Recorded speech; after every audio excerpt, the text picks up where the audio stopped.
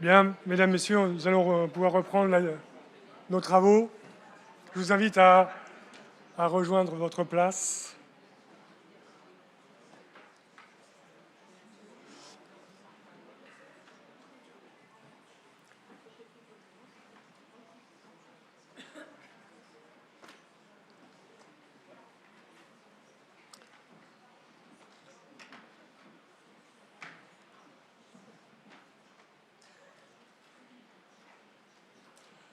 Alors, il m'est particulièrement agréable de présider cette dernière session et je remercie l'Office, Michel Dubois, Hélène Lemeur et toute l'équipe de m'avoir confié cette présidence. Alors, je suis un peu le petit canard noir de l'équipe, si je puis dire, puisque je suis historien du droit. Nul n'est parfait, comme vous le savez. Pourquoi le lien entre l'histoire du droit et l'intégrité scientifique, qui peut paraître un peu étonnant, mais en histoire du droit, sciences humaines, bien évidemment, l'intégrité scientifique est particulièrement importante. Et je suis tombé dans le chaudron de l'intégrité scientifique grâce à un de mes élèves, M. Kamel Leredj, qui m'a fait rencontrer le professeur Pierre Corvol, qui a accepté bien gentiment de venir présenter l'intégrité scientifique devant les étudiants de l'école doctorale de l'université Panthéon-Assas. Et à partir de là, c'est là que les choses se sont engagées. Mais au départ, mon domaine de prédilection, c'est l'histoire de la responsabilité.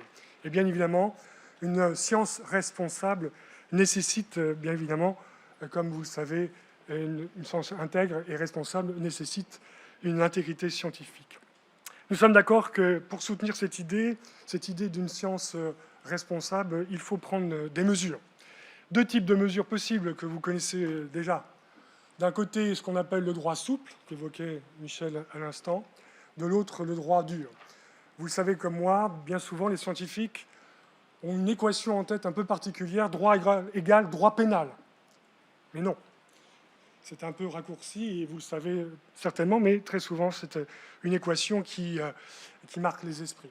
Il y a tout un spectre entre le droit souple et le droit dur qui peut couvrir le champ de l'intégrité scientifique et de sa prise en compte par le droit. Alors, l'intégrité scientifique à l'aune du droit, nous avions organisé 2 colloques qui ont fait l'objet de publications, une prochaine pour le 2e volet à l'automne. Et donc, on avait déjà envisagé le rapport compliqué, éventuellement la saisie de l'intégrité scientifique par rapport au droit. Comme vous le savez certainement, la science n'échappe pas à l'encadrement normatif, bien entendu. Cette normativité s'ordonne autour à la fois de la normativité, je dirais, déontologique, c'est-à-dire une normativité qui s'impose comme un devoir-être. Elle conditionne la valeur et la confiance dans la science. Et l'enjeu, bien évidemment, est de taille, puisqu'il s'agit de préserver à la fois la liberté académique des chercheurs et des enseignants-chercheurs, tout en protégeant l'intégrité scientifique. Alors, cette normativité, elle prend 2 formes. Une forme, je dirais, souple, qui est la norme morale et déontologique, et puis une forme un peu plus rigoureuse et dure, qui est la normativité juridique à travers la loi et le règlement. La question que l'on peut se poser est celle des modalités des sanctions des inconduites avant la loi de 2020. Avec la loi de programmation, la notion d'intégrité scientifique a été intégrée dans la loi, ce qui n'avait pas été le cas jusqu'à présent de manière directe. Elle relevait par le passé principalement de la déontologie, de l'éthique de la recherche et des bonnes pratiques, c'est-à-dire essentiellement du droit souple. Le mouvement qui a été lancé, alors du point de vue de l'éthique de la recherche au début du XXe siècle, en Allemagne, et ensuite avec le code de Nuremberg, bien évidemment, mais c'est surtout l'UNESCO, à partir de 1974, qui a lancé l'étincelle, le Big Bang, à propos de la recherche scientifique et de l'intégrité scientifique. Et à partir de là, tout s'est enchaîné, en tout cas du côté du droit souple, comme on a pu le voir, et je ne reviens pas sur ce que vous connaissez déjà. Le problème qui s'est posé, et qui est un problème qui a été évoqué et qui transcende un peu tout ce qui a été dit, c'est le problème de la bibliométrie. Le publisher perish a conduit immanquablement, malheureusement, à des inconduites scientifiques qu'il a fallu saisir, bien entendu. Comment les saisir? Est-ce qu'il faut les saisir par le droit souple ou est-ce qu'il faut les saisir par le droit dur? Ces fraudes, ces falsifications, ce plagiat, le fameux FFP, a suscité une prise de conscience et qui a conduit à promouvoir une éducation à l'intégrité scientifique. Une éducation, on est revenu sur ce plan-là tout à l'heure, il est très important d'éduquer d'abord avant de sanctionner, bien entendu. Alors, pas mal de cercles sont construits au niveau international et au niveau national. Je passe dessus, ça a déjà été évoqué. Des rapports, bien évidemment, ont été produits. Le rapport Alix 2010, et puis bien sûr le rapport de Pierre Corvol 2016, qui est connu, et je ne reviens pas sur ce bijou qu'est le rapport Corvol, bien entendu. La charte de 2015 était déjà très importante, mais elle n'était pas suffisante. Elle n'était pas suffisante, il fallait aller plus loin, il fallait bien évidemment passer à la vitesse supérieure, et en 2017, avec l'Office, c'est ce qui a été engagé. Mais ça ne répond pas à une question, qui est la question comment était saisie l'inconduite scientifique avant que l'on ait tout le dispositif que l'on connaît aujourd'hui. Alors là, c'est bien entendu le juriste qui reprend le dessus, à savoir que les fraudes, eh bien, elles n'étaient pas sanctionnées en tant qu'inconduite scientifique textuelle, mais requalifiées sous d'autres fondements juridiques et administratifs. 3 grands axes étaient alors à l'œuvre, et le sont encore pour partie. D'abord, l'axe du droit disciplinaire, qui relève de la fonction publique, puisque la quasi-totalité des chercheurs et des enseignants-chercheurs en France sont des fonctionnaires. L'inconduite scientifique était traitée comme un manquement aux obligations générales des agents publics, relevant du statut général de la fonction publique, aujourd'hui intégré dans le Code général de la fonction publique. Le fondement qui était invoqué était la violation du principe de probité et l'obligation de servir avec diligence ou le fait de porter atteinte à l'honneur de la fonction publique. Je vous renvoie à la célèbre loi d'Anicet-Le Pors de 1983. Le plagiat d'un professeur d'université était par exemple qualifié juridiquement de manquement grave aux obligations déontologiques qui incombent à tout universitaire. Les affaires étant jugées devant des juridictions administratives spécialisées, qui sont là aussi connues, les sections disciplinaires des universités pour les enseignants-chercheurs, avec une possibilité d'appel devant le CNESER, les commissions administratives paritaires propres à chaque établissement public travaillant dans le domaine scientifique et technique, comme le CNRS ou l'INSERM pour les chercheurs, les sanctions allant du simple blâme ou de la suspension temporaire jusqu'à la révocation, c'est-à-dire une forme de licenciement ou la mise à la retraite d'office. Le second levier, c'était bien évidemment le levier qui fait un peu davantage peur, qui est le droit pénal et le droit civil. Si l'inconduite sortait des murs du laboratoire et causait un préjudice direct, les tribunaux classiques pouvaient être saisis, bien évidemment. Le plagiat a été sanctionné sous la qualification de contrefaçon qui relève du code de la propriété intellectuelle et industrielle, avec donc la possibilité de sanctions qui sont très très lourdes, 3 ans d'emprisonnement jusqu'à 300 000 euros d'amende.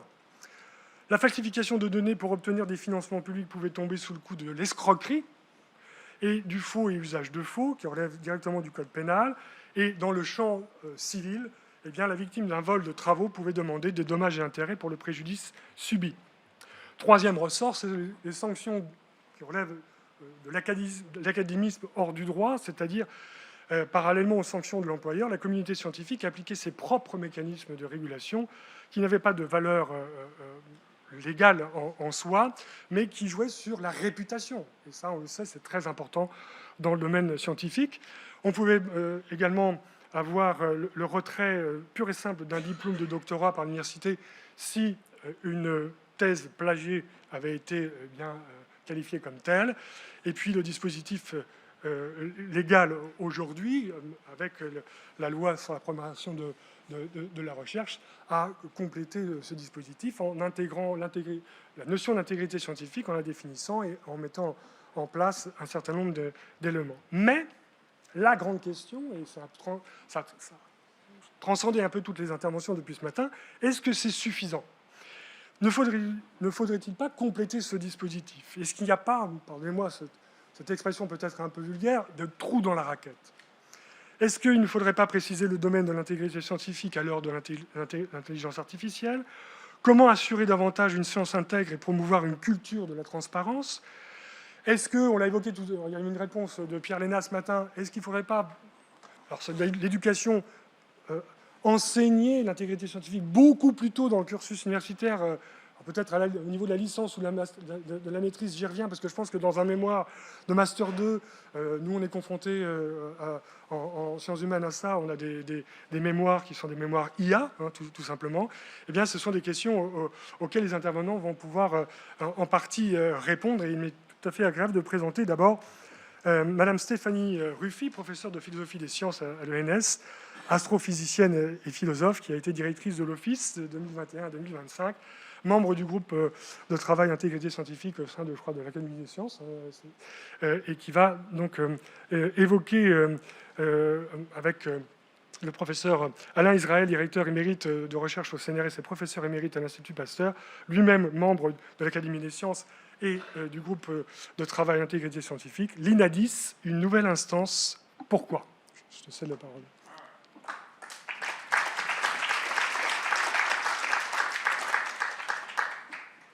Merci beaucoup, Olivier, pour cette introduction. Et je remercie très chaleureusement l'Office de me donner l'occasion de revenir sur les motivations et sur les raisons qui ont conduit à la création en France d'une instance nationale qui a ou qui aura pour mission de délivrer, sur saisine ou autosaisine, des avis consultatifs, indépendants, sur le traitement par un établissement de cas potentiels de manquements graves à l'intégrité scientifique.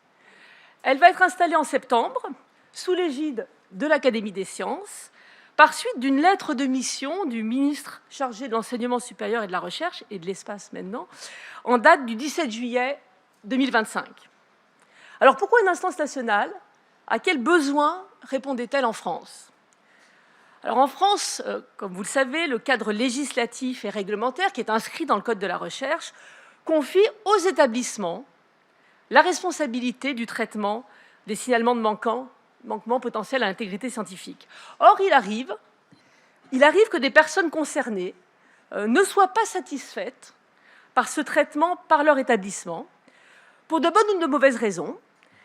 Et parfois, il arrive que ces personnes se tournent, par exemple, vers le collège de déontologie du ministère de l'Enseignement supérieur et de la Recherche, qui, comme son nom l'indique, l'intégrité scientifique n'est pas dans le périmètre, même s'il y a bien sûr quelques recoupements, n'est pas dans le périmètre de ce collège de déontologie.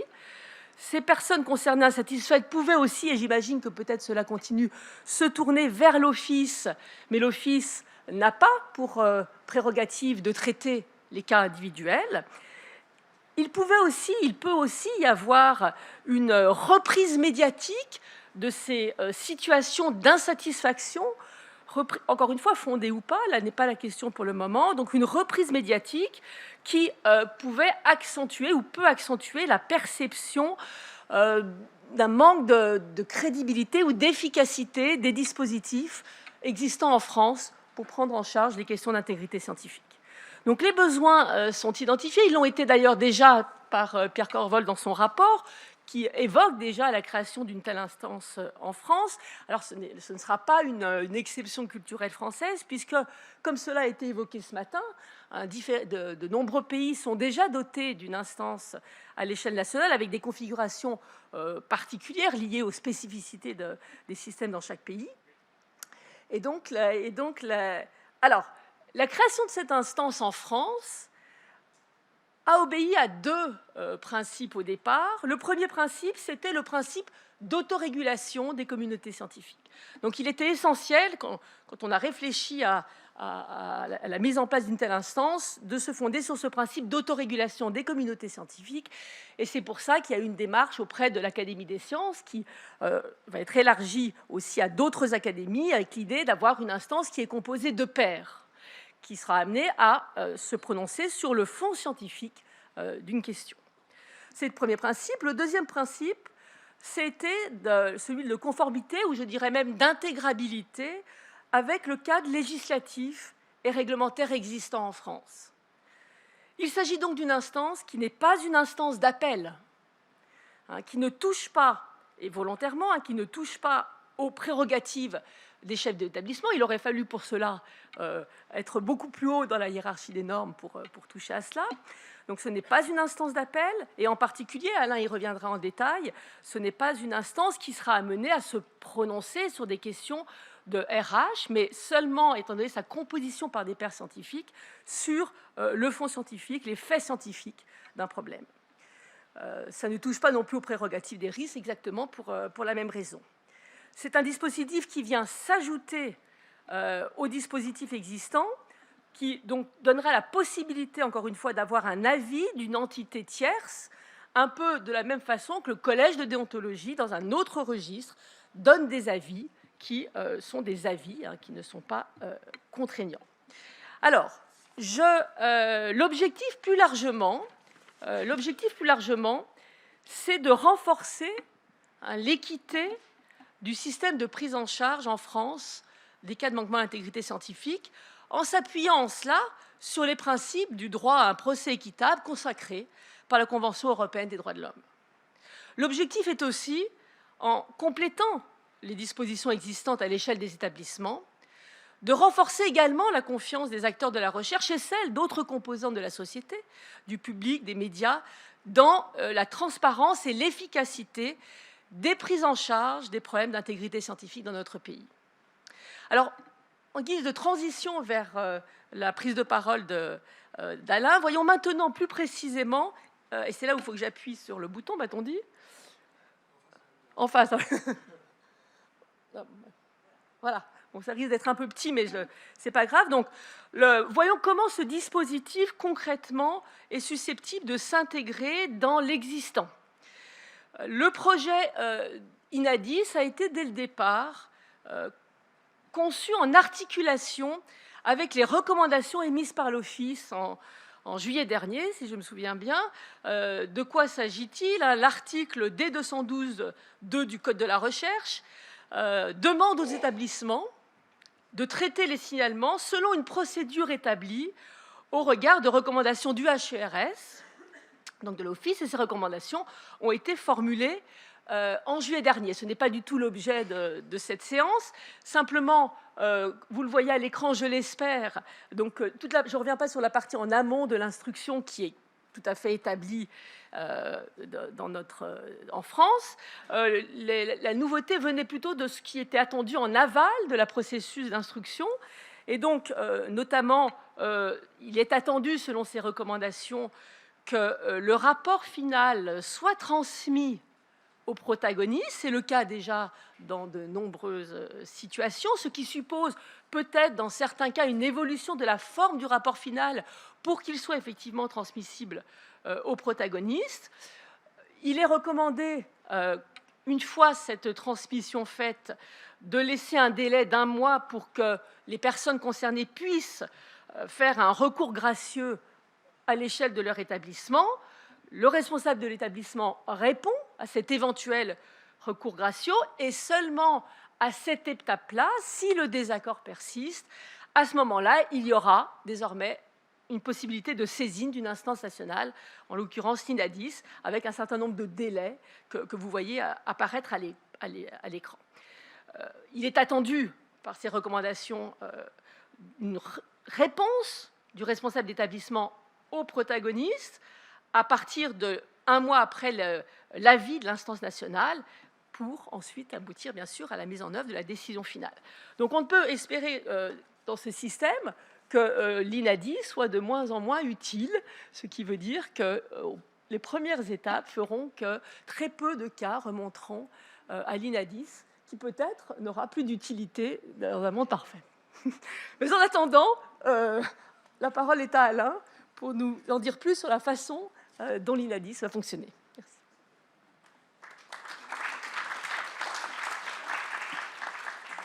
Bien. Merci Stéphanie. Je vais essayer de parler rapidement avant que l'INADIS disparaisse pour inutilité. Donc j'ai fait une liste dans un ordre relativement arbitraire des caractéristiques de l'INADIS. Oui, il y a ce truc qui ne marche pas, si.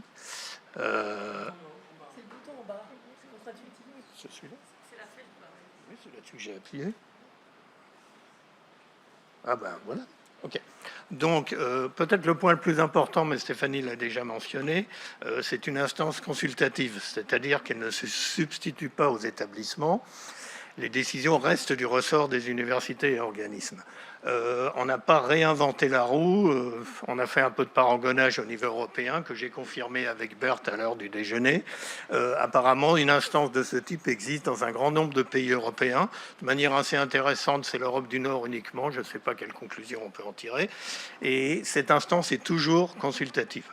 Donc ça ne sera pas différent de ce qui existe ailleurs en Europe. Je reviendrai d'ailleurs sur le parangonnage vers la fin de mon exposé.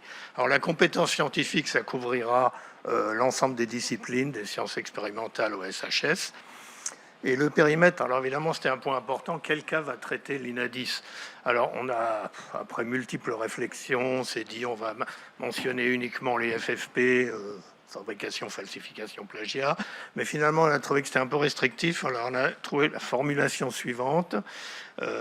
Uniquement les situations susceptibles de constituer un manquement grave à l'intégrité, à savoir ceux susceptibles d'entraîner des répercussions significatives sur un champ de recherche ou sur la réputation d'une personne ou d'une institution. Bon, c'est encore relativement vague, donc il est probable qu'on aura des discussions, enfin l'INADIS aura des discussions assez importantes au moment de recevoir les dossiers. On verra ça en temps voulu. Alors, l'INADIS, comme Stéphanie l'a déjà montré, intervient en aval de la procédure, après épuisement des recours. L'INADIS est aussi susceptible d'intervenir lorsqu'aucune suite n'a été donnée à une instruction par un établissement, parce que c'est des cas qui peuvent se produire. Et dans ce cas-là, il faut quand même faire quelque chose. Comme Stéphanie l'a dit aussi, l'INADIS n'a pas pour vocation de statuer sur les sanctions disciplinaires ou autres mesures RH. Par contre, de manière réciproque, les avis de l'INADIS pourront être versés au dossier lors des instructions RH. Donc ça pourra éventuellement avoir cette utilité. Et aussi, bien sûr, les avis de l'INADIS pourraient être utilisés pour la correction, par exemple, de la littérature scientifique. Vous savez tous comme moi qu'il est assez difficile d'obtenir des éditeurs qui rétractent effectivement, ou du moins qui fassent disparaître les articles dans les journaux. Ça marche pas toujours très facile, sans même parler des articles rétractés qui sont cités encore pendant des années, comme ça a été présenté tout à l'heure. Mais donc les avis de l'INADIS, qui est une instance nationale, apporteront peut-être du poids auprès des éditeurs pour que les articles qui sont réellement bizarroïdes disparaissent des journaux. Et en fait, c'est à peu près tout pour les caractères. Là, j'ai raté une diapo, paraît-il. Bon, est-ce que ça marche dans l'autre sens? Non, j'ai éteint le truc. Ça marche pas. Ah non, ok. Qu'est-ce que j'ai oublié? Ah, voilà, oui, pardon. Donc, sur quoi portent les instructions de l'INADIS? Sur la procédure, le fond du dossier, c'est-à-dire la qualification du manquement, en réalité, et puis éventuellement l'absence de dessaisissement, parce que le dessaisissement tel qu'il est défini par l'article D211.4 du Code de la recherche implique que dans certaines conditions, l'instruction soit faite par le RIS d'une autre institution. Donc, si ça n'a pas été fait correctement, l'INADIS pourra aussi intervenir dans ces cas-là. Et qui peut saisir l'INADIS?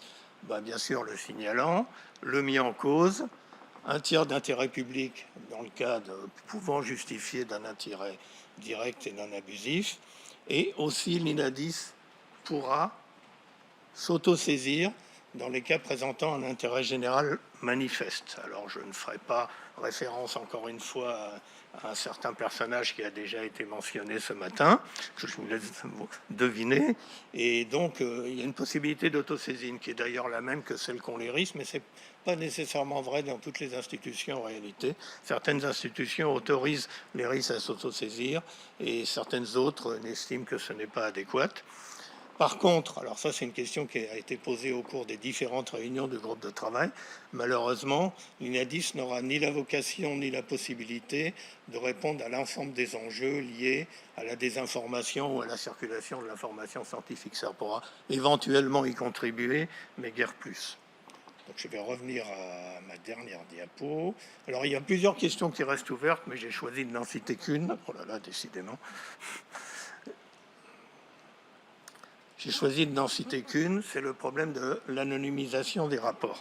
Bon, l'idée, c'est que l'INADIS publie des rapports qui sont rendus publics. Ça me semble indispensable, sinon, à mon avis, elle ne servira pas à grand-chose. Évidemment, l'INADIS enverra son rapport à l'institution en question. À mon avis, c'est insuffisant. Il sera bon que les rapports soient rendus publics. Mais alors, dès qu'on parle de rapport public, la question de l'anonymisation se pose.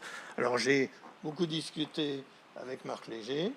J'ai aussi parlé avec Bert, et Bert apparemment m'a expliqué qu'à part les Pays-Bas, où le rapport est donné dans son intégralité avec tous les noms, la plupart des pays européens rendent les rapports anonymisés ou un résumé des rapports, etc. Voilà. Donc on n'a pas encore répondu à ce problème, mais d'après mes discussions avec Marc, il semblait difficile de ne pas anonymiser les rapports, ce qui évidemment va risquer de...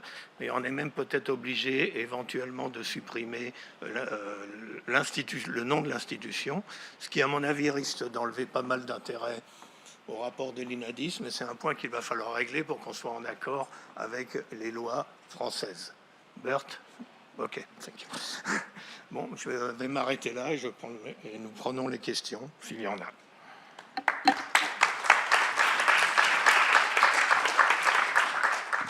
Merci beaucoup. Les questions à la fin de la session. Hein. Oui. Merci infiniment pour cette présentation. C'est vrai qu'il y a des principes juridiques qu'il faut respecter, bien évidemment, le procès équitable. Et aussi, ce n'est pas une instance, ça ne sera pas une instance, une autorité administrative indépendante, donc il n'y a pas de pouvoir, elles n'ont pas de pouvoir juridictionnel, elles peuvent prendre des décisions. Donc là, c'est tout à fait intéressant et ça sera cadré.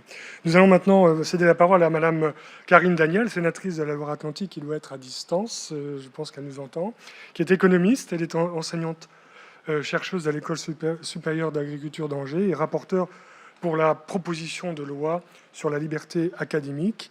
Et sa présentation s'intitule « Mieux définir et protéger la liberté académique et garantir l'indépendance de la recherche académique ».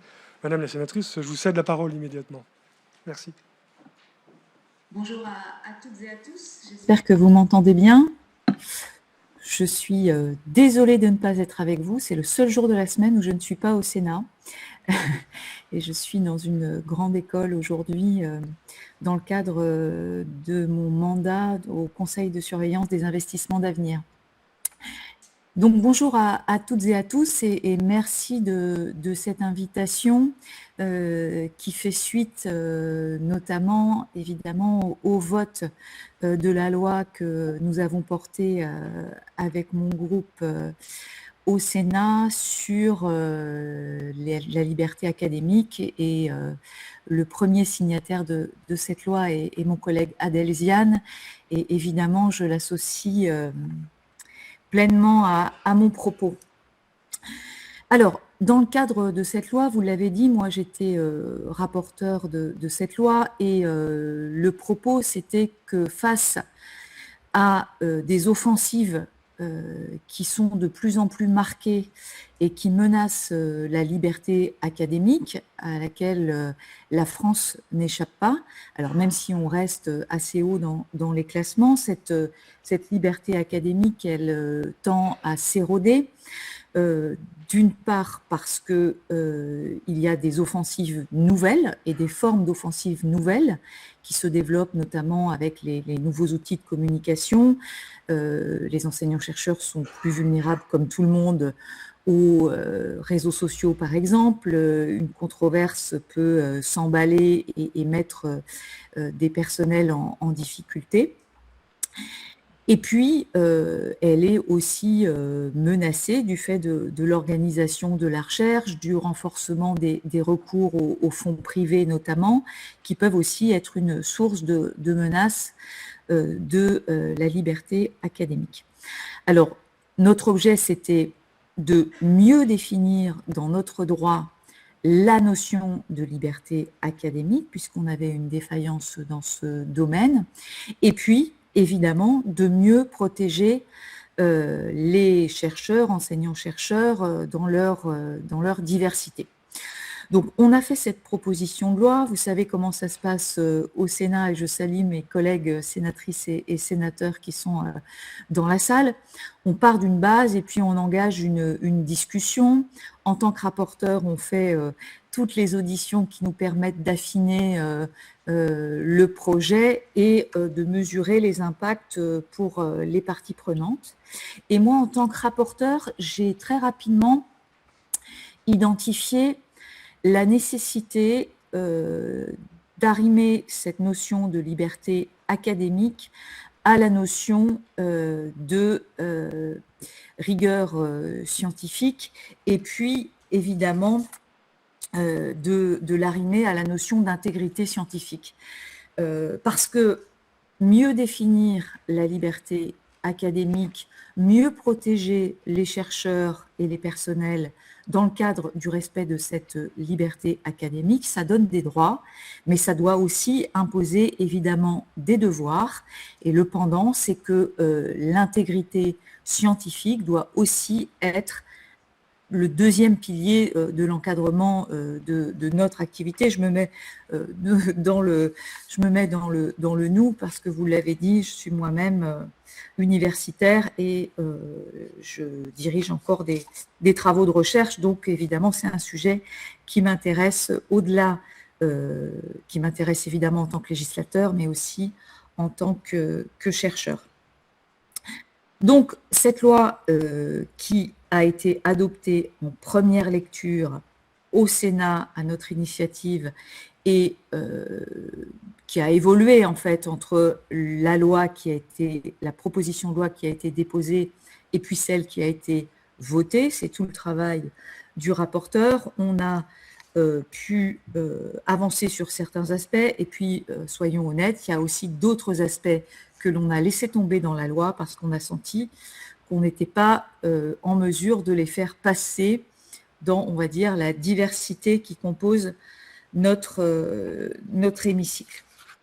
Donc cette loi, elle vise, si je la présente dans ses grands axes, hein, elle vise à clarifier la notion de liberté académique, à bien spécifier ce qu'est l'expression académique de l'expression citoyenne que peuvent avoir les enseignants-chercheurs et les personnels de manière plus globale, à dire explicitement que cette liberté académique est encadrée par l'intégrité scientifique et puis et à spécifier quels sont les personnels qui sont concernés par le périmètre de cette loi. Et il nous a semblé important, au-delà des personnes, enfin des professeurs, enseignants, chercheurs, maîtres de conférences, chercheurs des universités, d'élargir le périmètre aux organismes de recherche. Le deuxième élément qui m'apparaît important dans cette loi, c'est la question du rôle des établissements, et vous l'avez évoqué dans le cadre de l'intégrité scientifique, du rôle des établissements dans cette protection de la liberté académique, et évidemment en respectant la notion d'autonomie des établissements. Mais on voit aussi, et c'est pour ça qu'on a voulu adosser notamment, mais j'y reviendrai, la HCERES au dispositif, et moi j'ai porté ce sujet, c'est parfois rester au sein même d'un établissement, ça peut poser des problèmes de plusieurs natures, parce que il y a parfois trop de proximité entre les parties prenantes, entre les équipes. On est parfois dans des petits établissements sur lesquels les régulations autour de la liberté académique et de l'intégrité scientifique d'ailleurs peuvent poser des problèmes. Le troisième axe qui m'apparaît important, c'est dans l'article 4, renforcer la protection fonctionnelle des personnels qui peuvent être menacés dans leur liberté académique.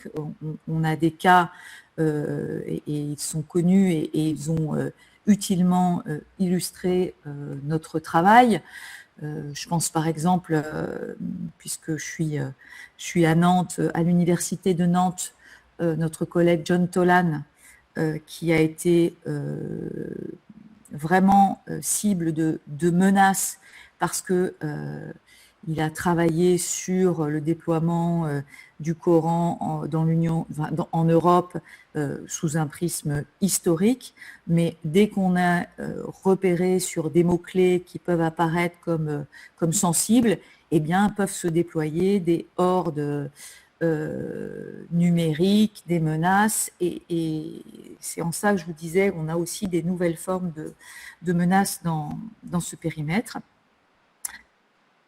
Quatrième axe qui m'apparaît vraiment important et puis qui vous concerne, on n'a pas souhaité créer un énième organisme en charge de contrôler le respect de la liberté académique, mais on a souhaité rattacher cette mission d'observation de la liberté académique au HCERS via l'Office. Et c'est notamment dans ce cadre-là qu'on a eu l'occasion d'échanger, sachant que, évidemment, tout ne relèvera pas de ces instances, mais charge aussi, suite à l'application de cette loi, si elle avait été appliquée, de créer un réseau qui puisse s'appuyer sur le réseau des référents à l'intégrité scientifique, qui puisse aussi prendre des missions sur les questions de liberté académique. Et puis, dernier axe qui m'apparaît extrêmement important, c'est la création d'un délit d'entrave à la liberté académique. C'est pour lutter notamment contre ce qui se renforce et ce qui se déploie, notamment autour des procédures bâillons, pour signifier le fait que s'attaquer à la liberté académique, ça ne doit pas rester sans conséquences. Donc, vous le voyez, pour moi, ce qui a été structurant dans le portage et puis dans le fait de faire évoluer cette loi, c'est vraiment de ne pas dissocier ce couple liberté académique et intégrité scientifique pour que les choses soient bien cadrées, qu'on avance vraiment sur ces deux piliers qui doivent à la fois encadrer et mieux définir et mieux communiquer d'ailleurs sur l'activité des scientifiques. Et puis, ça doit protéger évidemment les uns et les autres dans un contexte qui est évidemment bousculé, le contexte international aussi. Et je n'ai pas cité ce qui s'est passé autour de l'action de Donald Trump aux États-Unis et de la menace que ça représente, ça a représenté, que ça représente pour les scientifiques, mais évidemment, ça nous pousse à agir en ce sens. Alors, ce sur quoi on n'a pas pu avancer dans cette loi, puisqu'on a très rapidement senti qu'on n'allait pas avoir un consensus, c'est sur la question de l'impact du renforcement des fonds privés dans la recherche et dans le financement de la recherche, qui peut évidemment, et ce n'est pas systématique, je tiens bien à le souligner, mais qui peut avoir des conséquences en termes de liberté académique et en termes d'orientation évidemment de la recherche. On a aussi toujours des sujets qui vont rester sur la question de la demande judiciaire de transmission des sources. On sait que c'est un sujet qui est très très épineux sur les questions de promesses d'anonymat. Donc là, on reste sur un sujet sensible sur lequel on n'a pas avancé. La question des zones à régime restrictif, et puis la question de la constitutionnalisation de ce droit qui va rester aussi devant nous. Donc voilà, alors où en est-on de cette loi? Eh bien, je vous le dis, on a eu un vote, et j'en suis très fière, à l'unanimité au Sénat sur ce sujet, même si je vous le dis, on a eu beaucoup de discussions et ça a amené beaucoup de débats et ça m'a fait prendre et porter pas mal d'arbitrage et de recherche de consensus autour de sujets.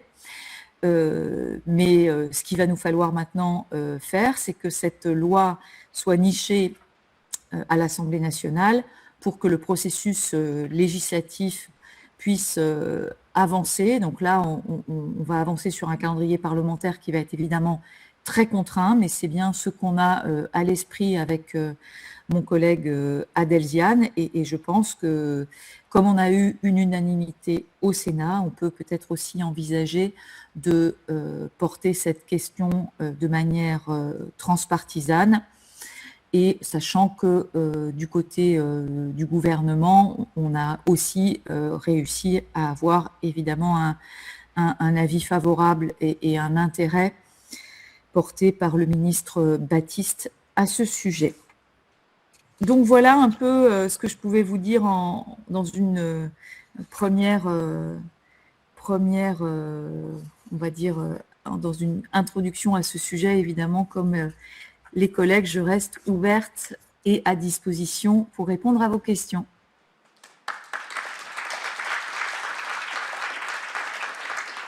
Merci infiniment, Madame la sénatrice. Effectivement, très important et déterminant. Nous allons maintenant écouter Marc Léger, conseiller scientifique à l'Office, ancien directeur juridique au CEA, qui a mis en place d'ailleurs le référent intégrité scientifique au sein de cette noble institution. Il va nous entretenir sur le cadre réglementaire de l'intégrité scientifique, des évolutions à débattre. Cher Marc, je vous cède la parole. Alors, donc c'est celui du bas. C'est celui-là. D'accord. Okay, très bien. Merci. Merci Olivier.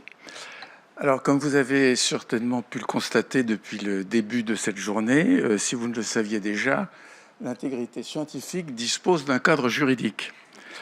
Alors, aussi judicieuse soit son existence et aussi pertinente soient ses dispositions, ce cadre juridique ne répond pas à toutes les questions, voire du fait de son évolution en 2024, en soulève de nouvelles. Donc il est apparu nécessaire, enfin utile et nécessaire, d'ouvrir des chantiers sur des améliorations, des mesures de consolidation de ce cadre juridique. Alors bien sûr, les chantiers en question ne sont que des pistes soumises à la discussion, parce qu'il y a sans doute d'autres sujets qui pourraient être évoqués, mais enfin, voilà, il y en a quelques-uns qui nous ont paru prioritaires. Donc, bien sûr, l'objectif de cette démarche, c'est d'identifier tous les besoins à la suite de quelques années d'application des dispositions en question, et puis d'explorer toutes les options possibles. Alors, il y a 5 chantiers que nous avons identifiés. Donc, encore une fois, des pistes de réflexion. Le premier concerne la réintroduction d'une définition explicite de l'intégrité scientifique. Le second concerne la création d'un identifiant unique par instruction de signalement et un référencement national tenu par le FIS. Le troisième concerne l'élargissement de la formation à l'intégrité scientifique.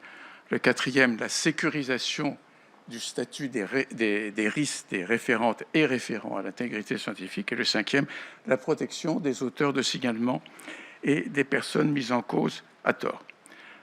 Alors, en ce qui concerne le premier, réintroduction d'une définition explicite de l'intégrité scientifique.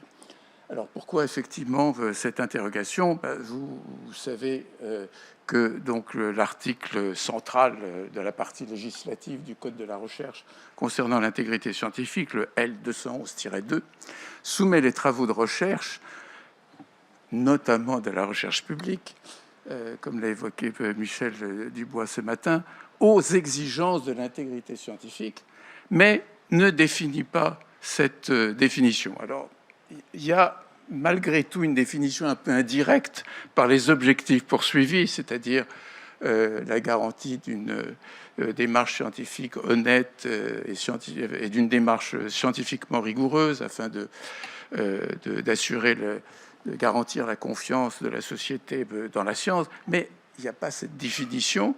Alors cette définition, elle a été donnée par un texte ultérieur qui est le décret du 3 décembre 2021, qui reprenait mot pour mot celle qui avait été donnée par la circulaire ministérielle de 2017. Mais malheureusement, à l'occasion de la création de la partie réglementaire du Code de la recherche et de l'abrogation du décret et de la codification d'une partie seulement de ces dispositions, cette définition a disparu.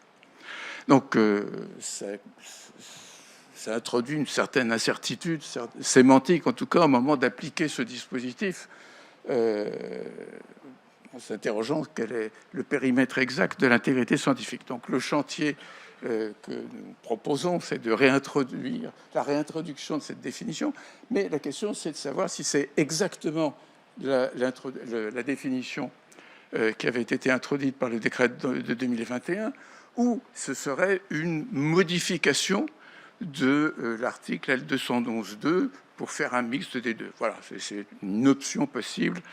Voilà, tout ça étant ouvert à la réflexion, encore une fois. Deuxième sujet, la création et le référencement d'un identifiant unique par instruction. Alors effectivement, il n'existe aujourd'hui aucun identifiant unique pour les instructions qui sont menées par les RIS. Alors pourquoi ça paraît être utile? Tout simplement parce que la plupart des instructions sont menées en co-instruction, c'est-à-dire qu'elles concernent plusieurs établissements. Donc, effectivement, l'un ou l'autre peuvent signaler l'existence de l'instruction, et à ce moment-là, on se retrouve avec deux instructions pour un même signalement.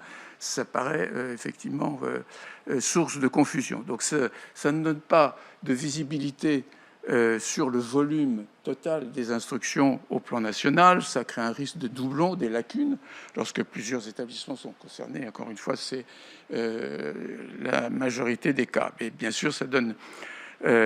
ça alourdit le travail pour les RIS, pour la production du fameux rapport bisannuel, et ça crée des difficultés aussi à l'Office pour mener sa mission d'observation, à la fois dans l'analyse des rapports bisannuels et surtout dans la confection du rapport de synthèse sur la base de ces rapports bisannuels. Donc l'idée serait de créer un identifiant unique par instruction avec un référencement national de ces instructions qui serait tenu par l'Office. Donc toutes sortes de questions qui sont ouvertes, bien sûr, pour cet identifiant. Je passe rapidement sur le sujet. Troisième point, c'est l'élargissement de la formation à l'intégrité scientifique. Alors, comme cette question a été déjà évoquée, je pense qu'elle trouvera peut-être plus facilement un écho parmi les participants aujourd'hui. Bon, aujourd'hui, il existe, comme vous le savez sans doute, deux dispositions qui encadrent la formation à l'intégrité scientifique. L'arrêté du 25 mai 2016, enfin plutôt c'est la modification qui a été introduite en 2022 dans l'arrêté sur la formation doctorale de 2016, et puis le deuxièmement d'un article de la partie réglementaire, le 2D2, qui effectivement invite les RIS à contribuer à la formation des personnels et des étudiants. Voilà quelles sont les deux dispositions existantes. Donc c'est quand même un champ un peu étroit qui est insuffisamment précis. Donc on peut s'interroger sur l'intérêt effectivement d'une formation qui serait nécessaire tout au long de la carrière et pas simplement au niveau du doctorat. Donc les pistes qui seraient à explorer seraient l'examen d'une montée en charge progressive de cette formation, d'abord une sensibilisation en licence, un enseignement en master et puis une exigence qui pourrait aller jusqu'au stade de la délivrance de l'habilitation à diriger les recherches. Donc toutes sortes de questions sont ouvertes sur la forme de l'obligation, une plus incitative que contraignante, ou l'inverse, sur ses modalités, et puis bien sûr sur l'adaptation aux disciplines, parce que les formations ne sont pas les mêmes, bien sûr, selon les disciplines concernées. Alors le quatrième point, oui, j'en ai pas sauté, oui, c'est ça. Le quatrième point, c'est la sécurisation du statut des RIS. Les RIS aujourd'hui n'ont aucun statut ni protection explicite. Certes, il est indiqué dans la partie réglementaire du Code que les établissements doivent désigner un RIS et qu'il est chargé de faire des tas de choses, dont une chose très importante qui est l'instruction des signalements, et qui leur donne des pouvoirs importants, tout à fait distincts de n'importe quel autre salarié ou employé dans une institution. Mais ce statut n'est pas clairement défini, et surtout, ils n'ont pas de protection spéciale. Donc, en particulier, ils n'ont aucune garantie formelle d'indépendance dans le traitement des signalements. Ils ont qu'une sécurité de mandat face à leur propre direction. Et donc, ça crée une vulnérabilité qui apparaît incompatible avec la nature même de leur mission. Donc, plusieurs pistes nous semblent à explorer, plusieurs garanties. D'abord, l'existence d'un mandat à durée déterminée, le positionnement obligatoire auprès de la direction. Ce matin est évoqué par Laris du CNRS de son positionnement auprès de la direction. C'est effectivement ce qui est préconisé, mais rien n'est rendu obligatoire, en tout cas dans aucun texte. Autre piste, celle de l'indépendance de son exercice et surtout des incompatibilités entre cette fonction et d'autres fonctions au sein des institutions, l'encadrement des droits éventuels de l'employeur à sa révocation, et puis la protection aussi contre les représailles, ainsi qu'un temps d'exercice garanti, enfin selon évidemment le statut juridique des institutions concernées, que le personnel soit soumis aux droits de la fonction publique ou aux droits du travail. Donc, toutes sortes de questions se posent, le niveau normatif, évidemment, de chacune de ces mesures, les modalités précises, l'articulation aussi avec le principe d'autonomie des établissements. Donc, voilà, il y a toutes sortes de réflexions à mener qui sont assez complexes, on va dire. Cinquième et dernier point, c'est la protection des auteurs de signalement et des personnes mises en cause à tort. Alors, il n'existe effectivement aujourd'hui, malheureusement, je vois Raphaël Lévy sourire, aucune protection prévue pour les auteurs de signalement contre d'éventuelles représailles. Et ce régime est incontestablement moins protecteur que celui des lanceurs d'alerte au titre de ce qu'on appelle la loi Sapin II, une loi de décembre 2016 qui a défini le statut des lanceurs d'alerte, et ensuite en 2022 qui a été renforcé, amélioré.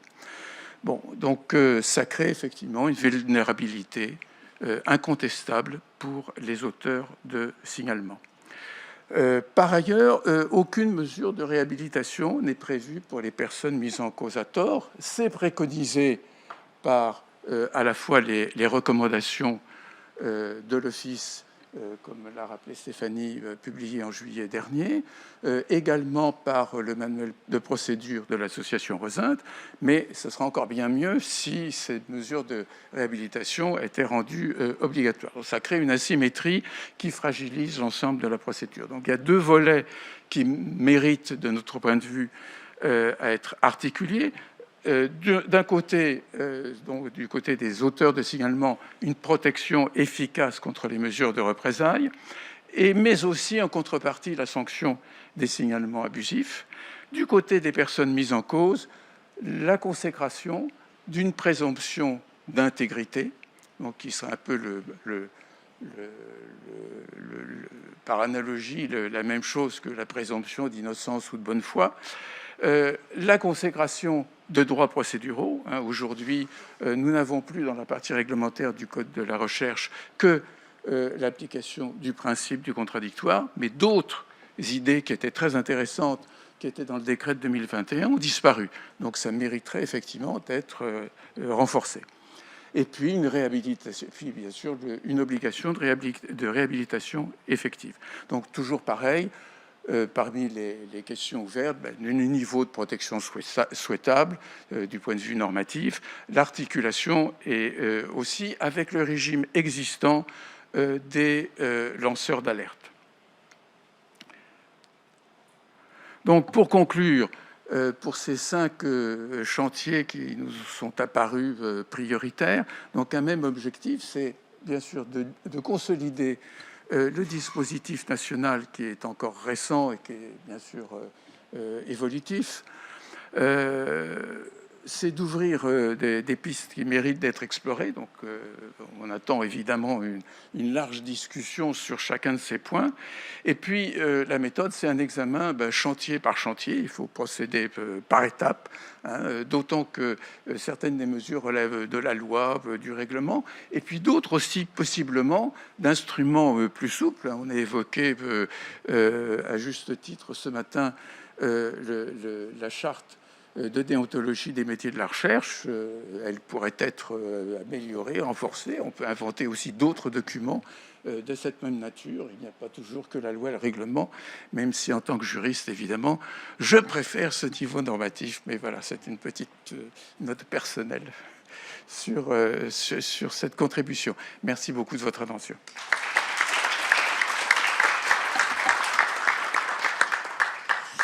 Merci, cher Marc, pour ces indications. Donc, j'ouvre les débats et les questions. Et Berthe, je vous en prie. Oui, merci. Excuse-moi de prendre la parole de nouveau.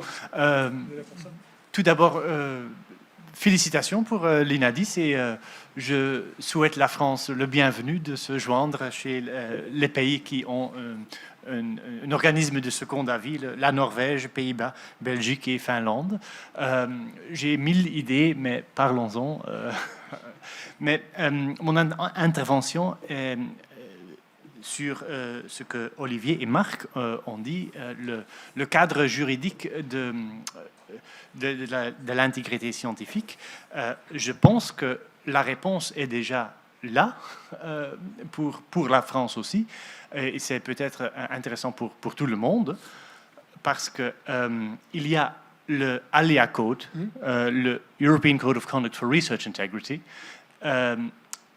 dès que, je pense, 2023, c'est un document de référence dans le Horizon Europe Regulation. C'est plus fort que juste une clause dans le contrat, mais ça signifie que tous les établissements de recherche sont juridiquement obligés d'adhérer à ce code. Non seulement les chercheurs individuels, mais aussi les duty of care, le devoir de diligence des institutions sont ici dans le code et ont un caractère obligeant, juridique. Par exemple, research institutions and organizations support appropriate infrastructure for the generation, management and protection of data and research materials in all their forms. Ça a une base juridique. Alors, prendre un nouveau code ou un nouveau charte de 2016 ou 15 risque d'introduire une contradiction de ce qui est là déjà. Alors, je invite la France de se joindre non seulement chez les pays avec un organisme de second avis, mais aussi de le joindre chez la Belgique et la Luxembourg, qui ont pris la ALEA Code comme c'était un nouveau code national. Très bien. Oui, ça c'est une invitation auquel on peut que souscrire, en effet, effectivement. Marc, vous voulez... Ouais. Oui, moi j'ai le plus grand respect pour le code ALEA, bien entendu, mais je doute effectivement qu'il ait une force aussi contraignante en droit français que vous le suggérez. Voilà. Donc ça demeure un excellent référentiel, mais pour autant, nous avons besoin de dispositions en droit interne français, pour s'appliquer effectivement à l'intégrité scientifique. Voilà. La question de la hiérarchie des normes, en fait, et l'intégration dans la structure des normes françaises. Oui, mais pour les établissements qui reçoivent les ressources de IRC, Marie Curie, Horizon, c'est obligatoire. Et c'est un peu ridicule d'avoir les différents codes pour les chercheurs dans la même institution qui reçoivent le IRC et l'autre. En plus, c'est un devoir pour l'institution. qui reçoit le monnaie. Je maintiens que ça demeure un référentiel, je suis tout à fait d'accord, mais ça n'a pas la même force juridique que notre droit interne. Parce que encore une fois, ça implique simplement une démarche individuelle de chaque établissement, et il faut que chaque établissement l'intègre dans sa propre réglementation. Voilà. C'est exactement le même schéma juridique que celui d'ailleurs que j'avais évoqué lors du premier colloque organisé par Olivier sur l'intégrité scientifique avant la loi de 2020, avec la charte nationale de déontologie des métiers de la recherche. Effectivement, tous les établissements étaient invités à adhérer à cette charte et à la respecter. Très bien. Simplement, il faut l'intégrer dans sa réglementation interne. Voilà. Et ça n'a rien de... Pour essayer de raisonner par analogie, si vous voulez, avec un traité international. Voilà. Un traité international, ça dépend des pays aussi. Le raisonnement est un peu compliqué. Il s'applique à tout le monde. Bon. Avec quelques petites réserves, parce qu'en France, il s'applique de manière directe, et dans d'autres pays, comme par exemple l'Allemagne, il faut une transposition en droit interne. Bon. Mais là, c'est exactement la même chose. Ensuite, ce sera madame, et ensuite monsieur, et ensuite madame. Dans le même ordre d'idée, je voulais juste mentionner un cas que je considère comme un cas extrême. Certains d'entre vous doivent être au courant. Si un laboratoire de votre institution est financé par le NIH, vous êtes obligé de signer et de démontrer que vous suivez les mêmes règles d'intégrité scientifique qu'au NIH, sinon le financement n'est pas donné. Donc là, c'est vraiment ça à force de loi, pas sur l'ensemble de l'institution, mais sur tous les laboratoires qui ont des financements NIH. Je veux juste toucher une chose. Vous avez des dispositions dans ce type de document qui s'impliquent aux institutions.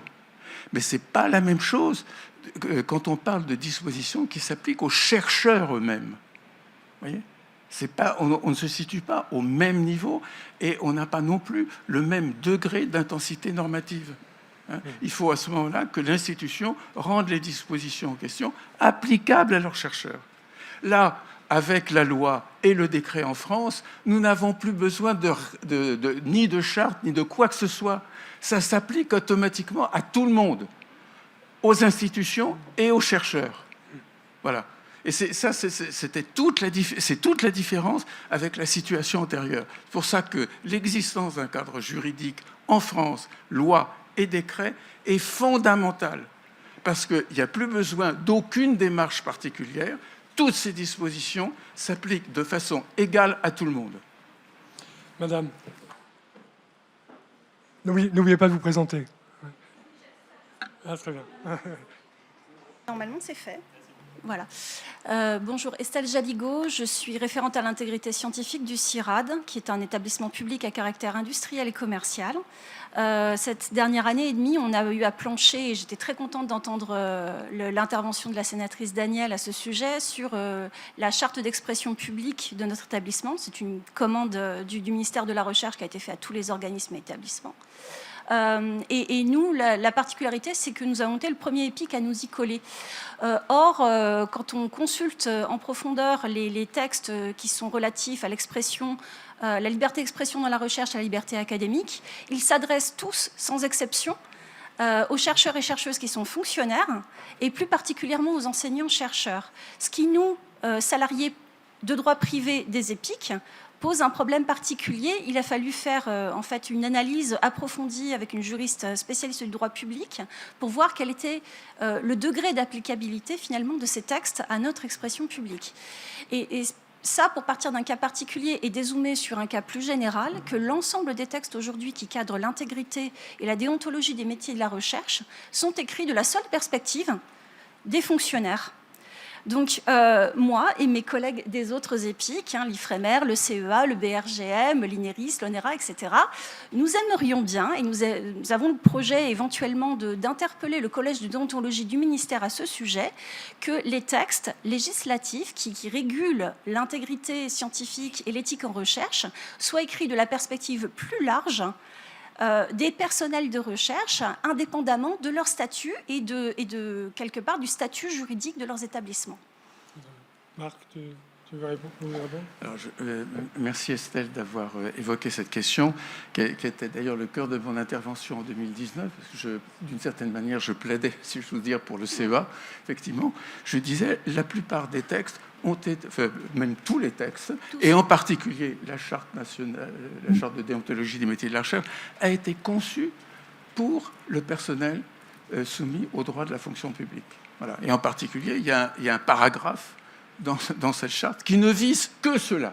Les autres paragraphes peuvent être transposés sans trop de difficultés au personnel des organismes soumis aux droits privés du travail, mais il y en a un sur la liberté d'expression qui ne concerne que le personnel soumis aux droits de la fonction publique. Et donc, j'en appelle effectivement aux législateurs et à tous les régulateurs de ne jamais oublier que les communautés scientifiques, elles sont composées de gens qui sont à la fois soumis aux droits de la fonction publique et aux droits du travail. Alors, il y a d'ailleurs des différences, des disparités qui sont importantes dans ce domaine. C'est que, par exemple, le référent déontologue, il n'y en a que dans les établissements dont le personnel est soumis aux droits de la fonction publique. Donc souvent, on dit, voilà, c'est intéressant de réfléchir aux relations entre le référent à l'intégrité scientifique et le référent déontologue. Oui, mais on parle que de la moitié des gens. Voilà, on oublie tous ceux qui n'ont pas de référent déontologue. Bon, on sait aussi, par exemple, que pour les chercheurs soumis aux droits de la fonction publique, il y a des dispositions très précises dans le Code général de la fonction publique sur les règles déontologiques. Les chercheurs soumis aux droits du travail, ils n'ont rien. Il n'y a rien du tout. La seule chose qui existe pour eux, c'est l'obligation de loyauté vis-à-vis de l'employeur. Bon, donc voilà, on est dans des situations de disparité extrêmement fâcheuse. Alors peut-être d'ailleurs, tiens, Michel, que c'est un nouveau chantier à ouvrir, un 6e. Et alors là, je m'inscris vraiment en premier pour piloter ce chantier, pour essayer de trouver des règles communes. Alors ça ne va pas être facile, parce que là aussi, il y a une autre disparité, c'est que tous ceux qui appartiennent à la fonction publique, ils peuvent user du droit que leur donne, ou l'obligation que leur crée l'article 40 du Code de procédure pénale, à dénoncer l'existence d'un délit. Les chercheurs de droit privé, non, ils ne peuvent pas. Bon. Sénateur Ziller. Merci, je partage complètement ce bilan. Et on avait bien vu, quand on avait rédigé l'amendement sur l'intégrité scientifique, qu'on laissait de côté une grande partie de la recherche, et notamment de la recherche privée. Mais on nous avait fait bien comprendre que il fallait se contenter de ça dans un premier temps. Donc on s'est limité à ça.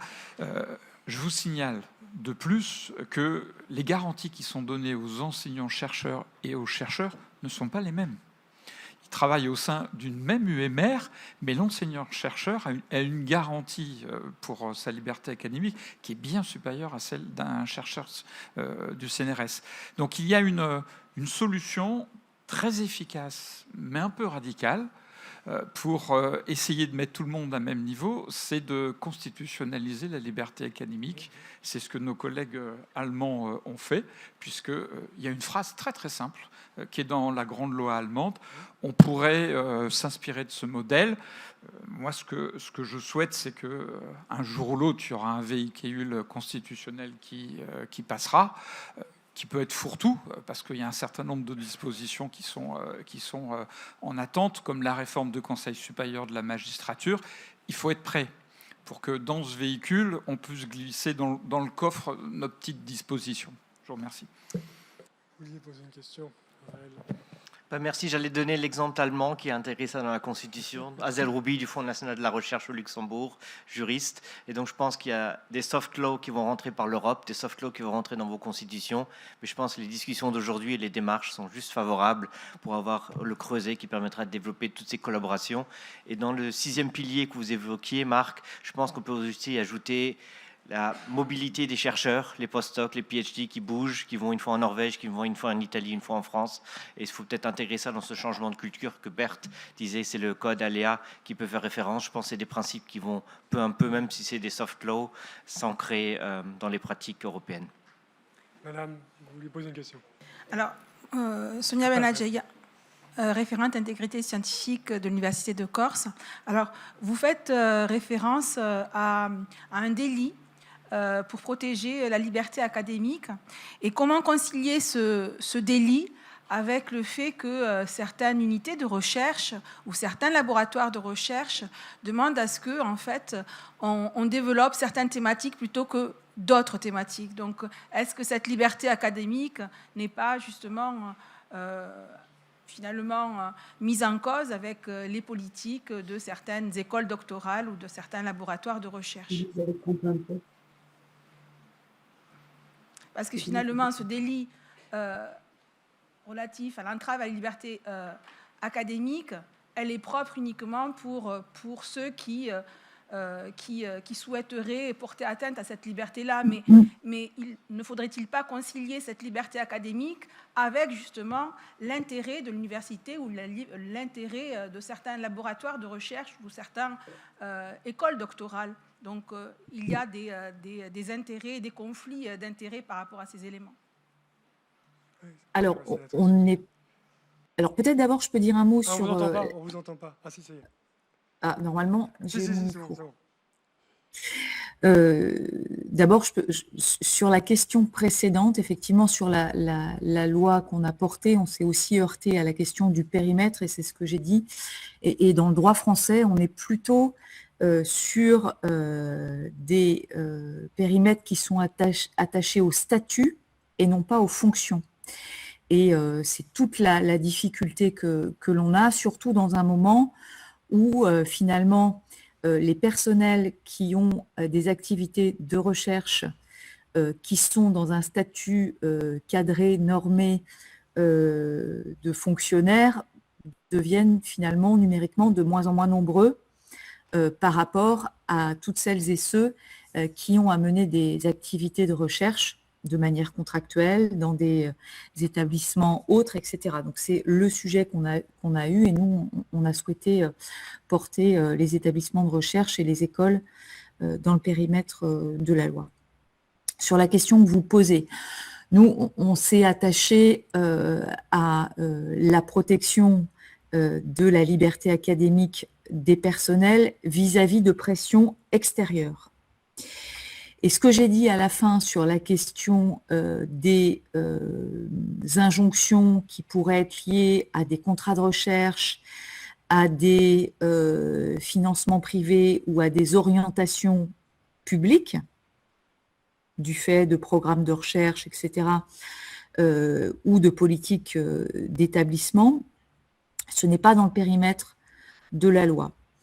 C'est pas parce que ce n'est pas dans le périmètre de la loi que ce n'est pas un sujet que l'on a en tête, parce que du fait, et là où on est dans une situation qui est un petit peu compliquée, c'est que dans ce contexte qu'on traverse actuellement, vous le savez, on a une baisse des financements structurels de la recherche pour une transition, on va dire, et pour une place de plus en plus importante donnée aux appels à projets, aux projets de recherche sur appel à projets, de fonds publics ou de fonds privés d'ailleurs. Et donc ça oriente évidemment les recherches, et on pourrait considérer aussi que d'une certaine manière, ça entrave la liberté académique du fait d'une dépendance des équipes, des chercheurs à ces financements. Mais c'est un sujet. C'est pas parce que c'est pas dans le périmètre de la loi qu'on n'a pas au plan de l'organisation, au plan du fonctionnement de la recherche, ce sujet à l'esprit. Mais dans le cadre d'une proposition de loi qui est forcément un périmètre assez restreint, puisque c'est l'initiative parlementaire qui est assez contrainte, on n'est pas allé sur ce terrain, mais je peux partager le constat que vous faites, évidemment.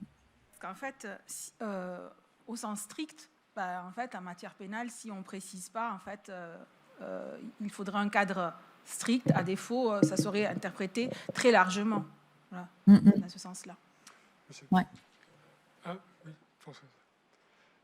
Oui, Madame la sénatrice, j'aimerais une clarification. Je ne suis pas sûre d'avoir bien compris à propos de ce que vous avez dit sur la mise en œuvre de cette préoccupation sur la protection de la liberté académique.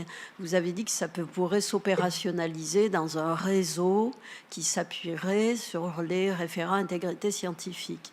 Alors là, j'ai envie de vous dire que leur barque est déjà très pleine et que c'est sans doute pas eux qui peuvent s'occuper de ça. Michel, oui. Si je peux éventuellement répondre, enfin un élément de réponse par rapport à ça, effectivement, c'est quelque chose qui a effectivement été mentionné quand nous avons été auditionnés au moment de cette PPL. On a bien précisé effectivement que le réseau des RIS avait déjà suffisamment de choses en main et on a évoqué en tout cas cette idée que le réseau des référents déontologues pourrait être structuré de façon équivalente et qu'il ne s'agit pas du tout de déporter les enjeux de liberté académique vers les référents intégrité, mais de s'inspirer de la structure du réseau des référents intégrité pour structurer un réseau des déontologues qui porterait ces enjeux de mesure, notamment de liberté académique. Donc c'est une distinction assez importante, bien entendu. C'est bien ce que je voulais dire. Peut-être je suis allée un peu vite et je me suis mal fait comprendre.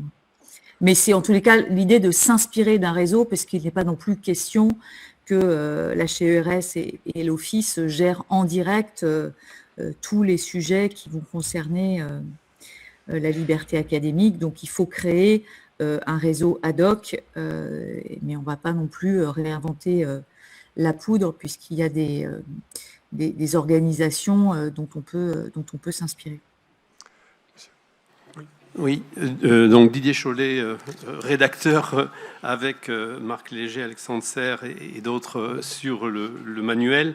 Je voudrais revenir sur une question de Marc Léger, sur sa diapositive « Élargir la formation à l'IS ». Je voudrais faire deux propositions dans ce cadre que j'ai déjà faites, mais pour enfoncer un clou, des fois, il faut appuyer plusieurs fois dessus le marteau. La première, c'est lié à la formation des doctorants. La formation des doctorants obligatoire pour soutenir une thèse, c'est quelque chose qui a été extraordinairement intéressant au début, c'est-à-dire dans les années 2018, 2000, etc. Aujourd'hui, on sait, et j'ai un certain nombre de collègues qui peuvent attester, que les doctorants s'inscrivent sur un MOOC, ouvrent deux ordinateurs avec les questions d'un côté, les réponses de l'autre, et en 10 minutes, ils ont leur attestation. Il y a même des universités dans lesquelles il y en a un qui fait toute la formation, qui note toutes les réponses, et les autres répondent comme ça. Alors, ma proposition est la suivante, très claire. Si la formation peut être faite de n'importe quelle manière, y compris en utilisant les MOOC, l'attestation devrait être réalisée au sein de l'université d'inscription par une véritable, un véritable questionnaire qui vérifie les compétences. Donc c'est une proposition très concrète que je fais ici. Et ma deuxième proposition, elle va dans le sens de l'utilisation de l'intelligence artificielle dans le cadre des documents de thèse en particulier. Ma proposition est la suivante. Dans le cadre des commissions de recrutement, de sélection, les collègues aujourd'hui, ce qui n'était pas le cas il y a quelques années, doivent remplir un questionnaire de conflit d'intérêts. L'avantage de ce document, c'est que si on prouve, alors que j'ai signé comme quoi je n'avais pas de conflit d'intérêts avec un candidat sélectionné à un poste universitaire, qu'on prouve par ailleurs que j'ai encadré sa thèse ou autre, il y a la possibilité de revenir par une modalité juridique. Alors, ma proposition sur l'intelligence artificielle et le document de thèse, c'est que chaque doctorant, au moment de la soutenance de thèse, ou dans le document de thèse remis au rapporteur, il remplit un document dans lequel il précise comment il a utilisé l'intelligence artificielle pour vérifier les fautes d'orthographe, pour améliorer, etc., etc. Pourquoi je dis ça? C'est parce que s'il signe un document, on n'est plus sur du formel déclaratif, on est sur un document signé. Et si quelqu'un est en mesure de prouver qu'il n'a pas utilisé l'intelligence artificielle comme il l'a dit, mais d'une manière autrement plus malhonnête, je vais le dire comme ça, alors il y a la possibilité donc d'intervenir. Voilà mes deux propositions. Elles valent ce qu'elles valent, mais je voudrais qu'à un moment donné, dans nos débats, on puisse y revenir. Très bien. Je ferme cette session parce que maintenant, c'est l'heure d'écouter notre président. Mais d'abord, je voudrais remercier les participants à cette session.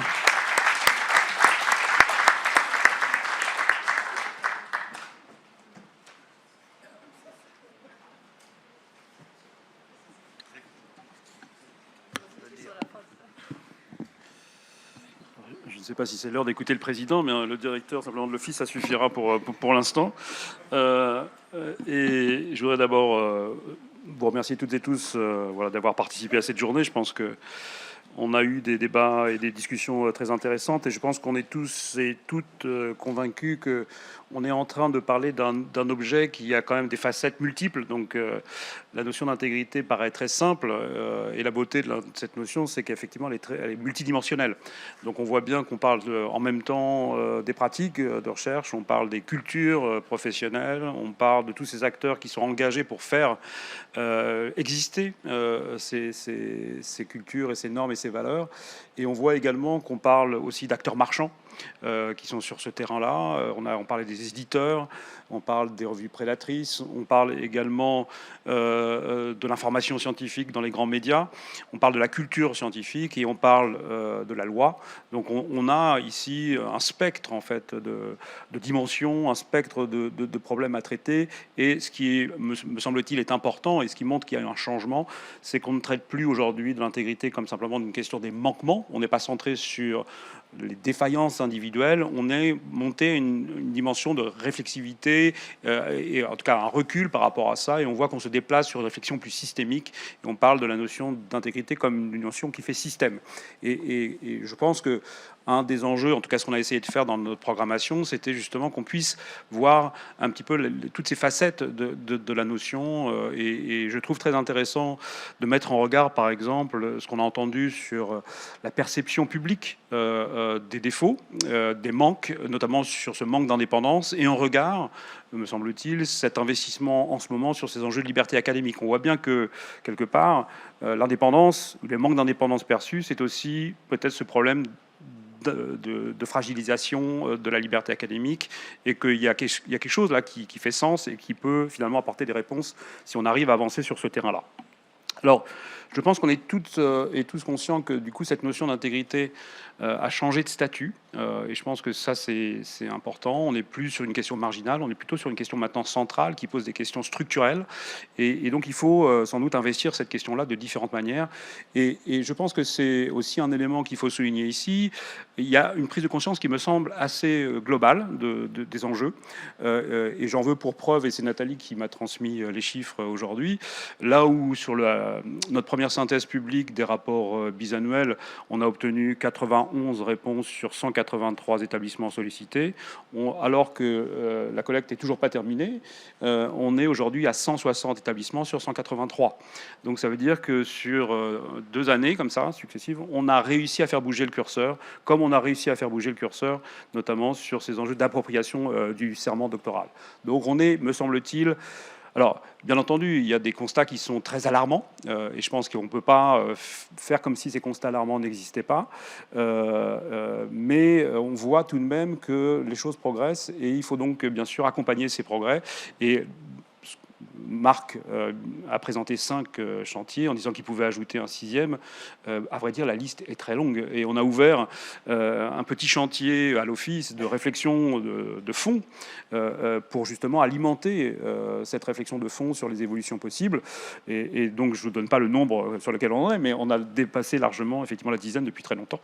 Et je suis sensible à ce que dit Pierre Ouzoulias, c'est-à-dire qu'effectivement, il faut être prêt. C'est-à-dire qu'il faut, quand un véhicule passe, il faut avoir réfléchi à la question et il ne faut pas être pris au dépourvu. Et on a donc un travail de fond à mener sur ça à l'Office, mais pas qu'à l'Office. Je pense que les propositions qui ont été évoquées sont des choses qu'il faut discuter collectivement et on a besoin d'avoir ces espaces de réflexion collective et je pense que l'Office est dans son rôle pour essayer d'animer aussi cette réflexion collective. Alors pour terminer, je voudrais juste souligner un point. C'est une chose que Stéphanie ne m'avait pas dit lorsqu'on a discuté ensemble sur le passage de témoins à la direction de l'Office. C'est effectivement que, certes, il y a un certain nombre de missions officielles, et puis il y a aussi des choses qu'on ne prévoit pas, et notamment un mail contact sur lequel on reçoit en fait en réalité régulièrement des messages de différentes natures. Alors, et on reçoit des signalements, où on reçoit des messages de personnes qui sont en situation compliquée. Alors parfois, ce sont des messages tout simplement d'appel à qualification des faits, c'est-à-dire qu'on a des acteurs de terrain, des chercheurs, nos collègues, qui ne savent pas exactement ce à quoi ils sont confrontés. Et ils viennent vers nous pour nous dire, mais ça, est-ce que c'est un problème ou est-ce que c'est pas un problème? Est-ce que c'est quelque chose qui est licite? Quelque chose qui est licite? Et on voit ici que l'Office joue un rôle finalement d'opérateur d'interprétation. On est là pour dire, bah oui, moi, certes, je peux pas traiter votre cas, si c'est un cas, mais je peux vous aider à essayer de qualifier les faits. Et si effectivement on pense que c'est quelque chose qui est problématique, eh bien, on va vous renvoyer vers le risque. On a d'autres situations qui viennent vers nous aussi très facilement. Ce sont des acteurs qui sont empêtrés dans une situation qui leur paraît inextricable, dans lequel on va avoir finalement un certain nombre d'instructions qui ont été lancées, peut-être mal lancées, ou alors des dossiers qui n'arrivent jamais à émerger ou à sortir. Et là, ils se retournent vers nous et ils nous demandent, voilà, qu'est-ce qu'on peut faire? Qu'est-ce que je peux faire? Et qu'est-ce que l'Office peut faire pour eux? Et effectivement, à ce stade, mon sentiment a été un sentiment de frustration. C'est-à-dire que moi, en tant qu'Office, je ne suis pas habilité, et c'est ce qu'on répond systématiquement, à traiter les cas individuels. Et je pense que c'est très bien, justement, de voir l'INADIS émerger, parce que l'INADIS sera, certes, ce ne sera pas une instance de recours, certes, ce ne sera pas une instance d'appel, mais ça sera une instance de réanalyse. Et bien sûr, on peut espérer que le poids symbolique de l'Académie des sciences pourra avoir un certain nombre d'effets. Donc voilà le type de message qu'on reçoit. Et puis, on a un troisième type de message que je reçois, qu'on continue à recevoir, et sans doute c'est lié aussi à la visibilité de l'Office. On voit arriver aussi des mails de signalement, qui sont pour le coup des mails qui sont précisément dans cette logique d'instrumentalisation politique de l'intégrité scientifique. C'est-à-dire que là, c'est un usage du signalement qui est un outil de disqualification des opposants. Donc comme vous le savez, voilà, il y a eu la période Covid a été une période très riche du point de vue de notre capacité à nous diviser dans la communauté scientifique. Et on a en quelque sorte toujours les effets dérivés de ces controverses qui nous arrivent en permanence. Et donc, on voit arriver régulièrement des mails disant « Attention, cette thèse a été soutenue, elle a été associée à une estimation d'un risque. Ce risque, en fait, a donné lieu à des rétractations. Merci de vous saisir de ce cas. » dont les risques locaux n'ont pas voulu se saisir parce que c'était pas un enjeu d'intégrité. Et donc, lorsque localement un dossier n'a pas été traité, il nous revient au niveau national et on nous demande, nous, d'investir un terrain qui est en réalité un terrain qui n'est pas le nôtre. Et c'est pas, du coup, ici c'est un sujet intéressant, c'est qu'on voit effectivement que ces tentatives d'instrumentalisation de l'intégrité scientifique qu'on voit aux États-Unis, très, très clairement, notamment à travers cette doctrine du dissensus informé qui revient à disqualifier la communauté académique au nom de l'intégrité scientifique, on voit que c'est précisément ce qui est déjà à l'œuvre ici. Donc il faut bien sûr avoir conscience de ce contexte, ça me paraît extrêmement important, et je pense que l'Office sans doute aura aussi un rôle à jouer sur l'étude de ces usages instrumentaux de l'intégrité scientifique. Donc c'est un point qui me paraît important. L'autre point que je voudrais souligner, je l'ai déjà évoqué, c'est on voit bien qu'on est ici pour réfléchir sur le code, sur la dimension réglementaire, et on voit aussi que notre réflexion vient se positionner dans un espace international, et Bert le mentionnait, effectivement, comment on articule toutes ces dimensions les unes par rapport aux autres, ça devient un problème, mais c'est aussi une opportunité. Comme le disait Pierre, c'est aussi une opportunité pour construire aussi l'Europe par le bas, comment on articule toutes ces dimensions ensemble, et ça peut être un élément important.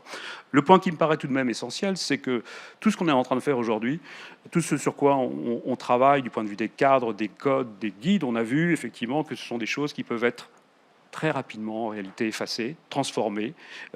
Et donc, ce qui est fondamental à mon sens, c'est que, ce que je disais tout à l'heure, c'est fondamentalement derrière tous ces codes, toutes ces chartes qui s'accumulent, on parle de principes, de valeurs, de normes. Et je trouve assez frappant d'ailleurs que chez beaucoup de référents, en fait, ce sont souvent des sociologues qui reviennent sur ces questions-là parce que, quelque part, ils ont le sens de ces normes et de ces valeurs et ils savent aussi que ce qui compte, c'est pas tant la loi, ce qui compte, c'est pas tant la règle, c'est l'usage qui est fait de ces règles et de ces valeurs. Et donc, je pense que notre enjeu, nous, à l'Office, c'est certes d'ouvrir ces chantiers sur le code d'éducation, le code de la recherche, toutes les dimensions réglementaires, mais c'est 80% de mon agenda est un agenda qui est centré sur les enjeux d'appropriation. C'est ça qui est fondamental, c'est-à-dire que pour que le coût de disqualification de l'intégrité soit élevé pour tous ceux qui seront amenés à essayer d'avoir développé ces stratégies, il faut qu'on ait, d'une façon ou d'une autre, avancé sur les appropriations à l'échelle des communautés de recherche. Et ça, c'est le travail par le bas. Et c'est ça sur lequel on doit absolument avancer assez rapidement, en réalité, parce que l'agenda politique va être également très rapide. Voilà, sur ce... je remercie Pierre. Merci beaucoup Pierre pour ton soutien. Je remercie à nouveau l'équipe de l'Office qui s'est mobilisée autour de cette journée. Je vous remercie également pour votre présence et je vous donne rendez-vous en 2027 si nous sommes tous là. Nous nous retrouvons bien sûr pas ici nécessairement. Peut-être que nous sortirons de Paris. Soyons fous. Allons voir ailleurs et essayons également de mobiliser les collègues qui sont bien sûr dans les grandes villes. Ouais, parlons de Bordeaux, parlons de Toulouse, parlons de grandes villes comme ça, voire de Marseille. Soyons fous. À bientôt.